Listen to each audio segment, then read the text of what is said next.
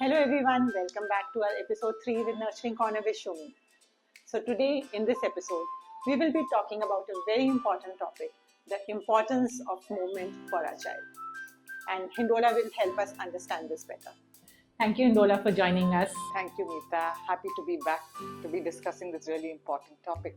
So, Hindola, in these days, today, we see so many ads as parents, we see talking about different products which can help your baby or child walk faster, sit better. So, how important or how necessary are these products for a child's development?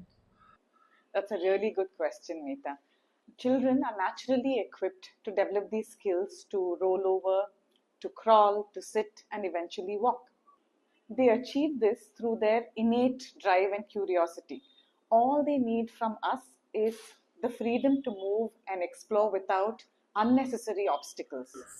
Okay, so obstacles, can you help us understand these obstacles a little bit more, or how, as parents, are we unintentionally creating an obstacle for a little one? So, the first obstacle, and the important one I would say, is the psychological obstacle. Every time the child is trying out something new, we say, be careful, you'll fall, or we rush to help the child. So, unintentionally, but we're passing on this message that we don't trust this child to do that, whatever he's trying to do on his own, independently. We don't trust him to do that. So this affects their willingness and their confidence to try something new. Instead, we should work on creating yes spaces where they're free to explore and we are also comfortable leaving the child to explore. Yes, spaces. That sounds really interesting. So, what are the physical obstacles? How are we restricting our kids' movement by these obstacles? Yes. So the physical obstacles would be clothing, um, which can limit their movement abilities, like tight t-shirts or having long dresses when children are crawling, can be restrictive for their movement. And also extended periods in containers like car seats, strollers, um, but extended periods I'm talking about, because what happens is we're limiting their time on the floor when they're naturally working on strengthening these muscles and working on their coordination. So it's interesting you mentioned car seat strollers because they are also a necessity for depending on the situation. But also at many a times we see these baby gears jumpers and accessories. What do you think about them? Are they necessary? Are they beneficial for our little ones? Not beneficial.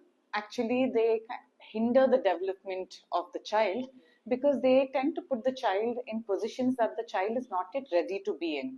And it affects their posture and delays their walking independently. For example, putting a child in a bumbo chair, we are forcing the child to be in a sitting up position when the child's back muscles and core muscles aren't yet ready to do that. It's important to allow the child to reach the milestones at his or her own pace. Thank you, Hindola. This was really insightful, and I'm sure a lot of our viewers and parents have gained a lot of insight because understanding movement is very important in the child's development journey. So, thank you for joining us today and helping us understand this better. Thank you. Parents, remember that your child's natural movement and exploration are the key to their development in the early years.